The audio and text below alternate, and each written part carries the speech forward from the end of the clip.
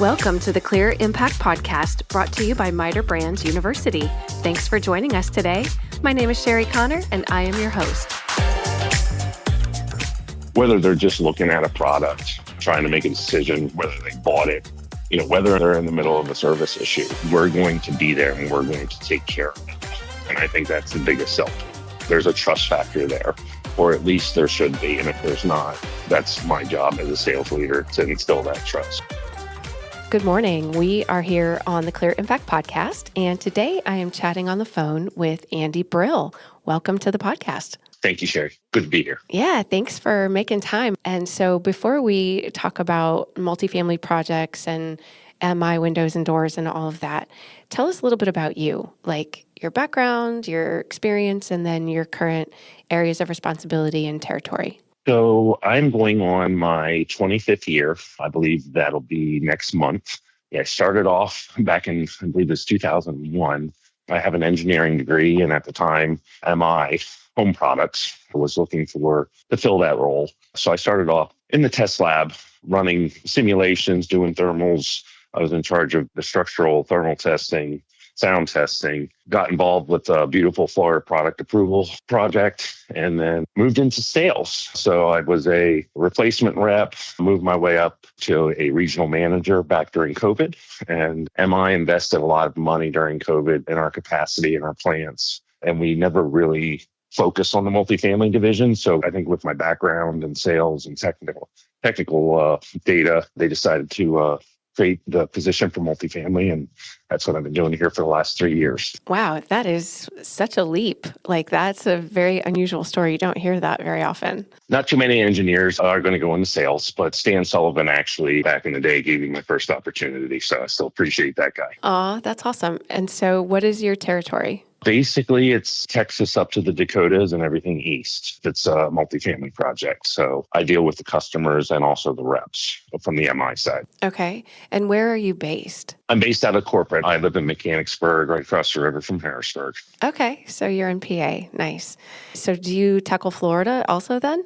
Yes, we get into Florida. A lot of the MI products are with their design pressures and whatnot. If you draw a line through Orlando, that line in north is where the MI product is. With the PGT acquisition, we've been pushing a lot more stuff their way because it's made for Florida. Right. So. Florida product approvals and Miami-Dade NOAs and all of that fun stuff. I'm very familiar with all of that. So not for the faint of heart. And with your background, I'm sure that's quite helpful. It's not as scary. Yeah.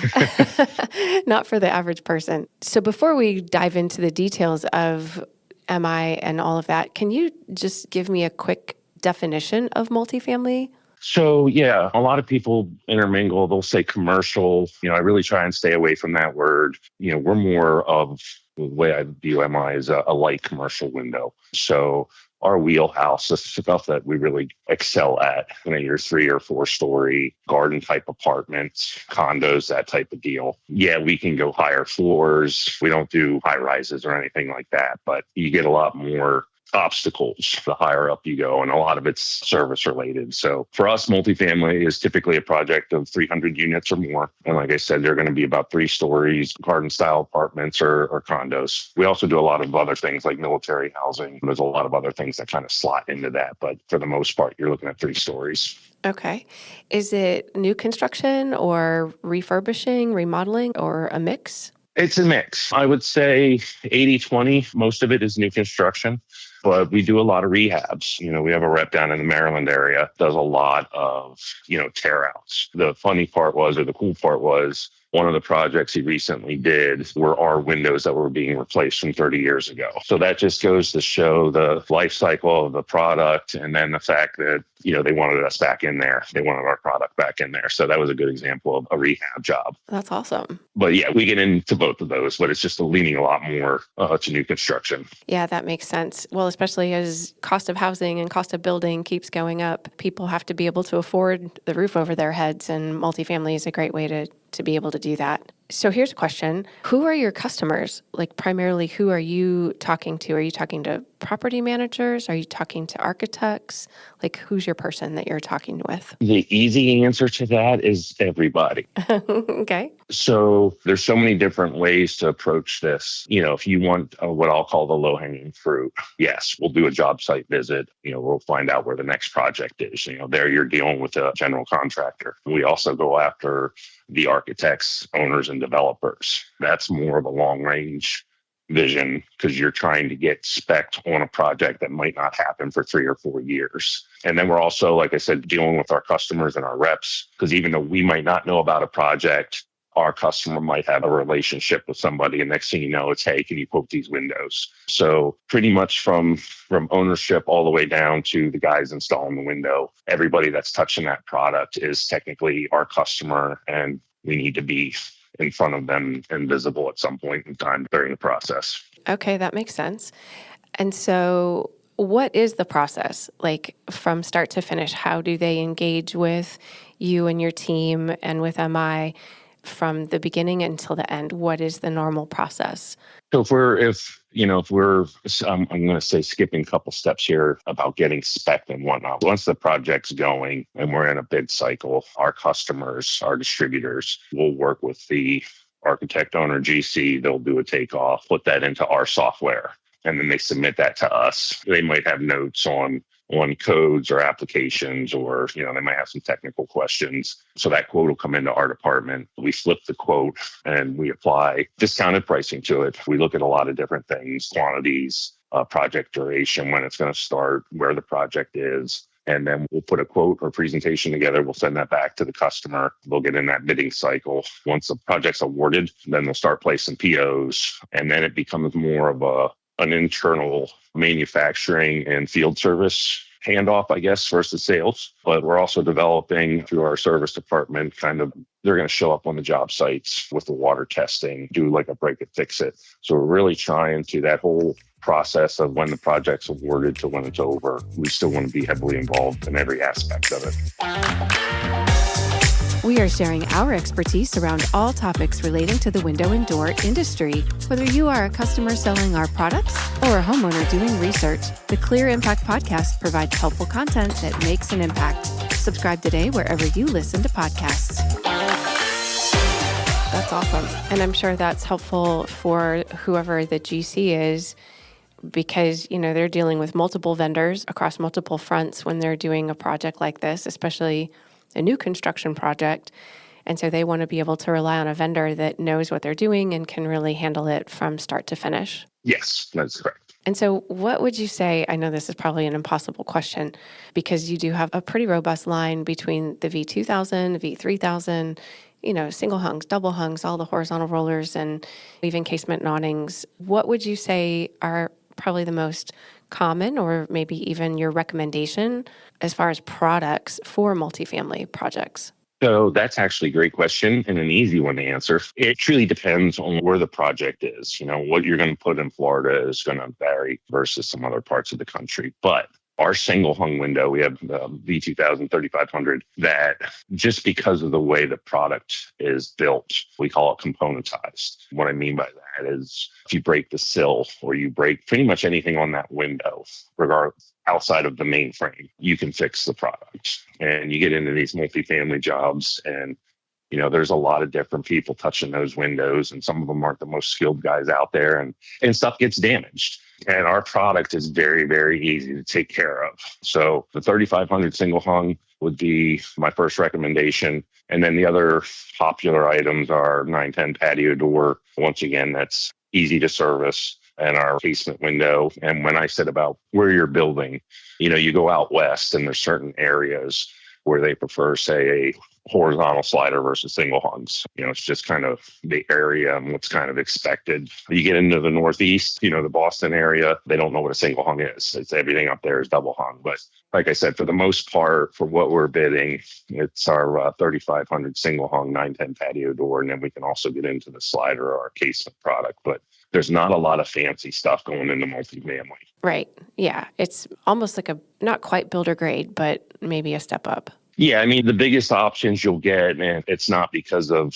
they wanted them, it was code required, but you might be looking at some window control devices, some automatic locks, things like that. You also get into more expensive glass if there's sound requirements. But in terms of finishes, grid patterns, that's a lot of that stuff will be VE'd out. A lot of times guys will get a quote and they'll have a white quote and a black quote. And it just comes down to the owner to say, all right, I'm willing to pay this much more money for a color. And a lot of times it comes back and ends up being a white window. So Right. Well, I mean, it just depends on the kinds of projects that you're working on, right? If it's a more high-end unit or high-end division, subdivision, or apartment complex or condo association, they might want to elevate the look. And so it's nice that you have all those options. Yes, we just actually was at a project last week down in Philadelphia, and they're going to be high-end luxury rentals. And the units are black casements with transoms. Absolutely beautiful looking building, but they told me flat out when I got there that these are luxury apartments and they're going to be paying good money. And basically they're telling me everything needed to be perfect. So it was an interesting call, but it was also kind of neat to see some pretty black windows with some nice sight lines going into a building right outside of Philadelphia. Oh, nice. Yeah, that's the way to go. But it's nice that you have a portfolio that allows you to hit all of those needs across the multi-different markets and applications that you're serving. Yes, we have the right tools. Sometimes it's just getting people to use them. Right. So without sounding like a complete blatant commercial, why would you say MI is the best window and door partner for your customers? I alluded to it a little earlier. I really feel that we have our DNA principles. Working for MI is easy because, and when I say easy, it's not like every day is easy, but when management lies out these DNA principles and stuff, and they're broad, but it's easy to get into a situation and go back to those and then not feel bad about the decision or maybe a problem you had to deal with. That carries over to the customer, whether they're just looking at a product, trying to make a decision, whether they bought it, whether they're in the middle of a service issue, we're going to be there and we're going to take care of it. And I think that's the biggest sell point.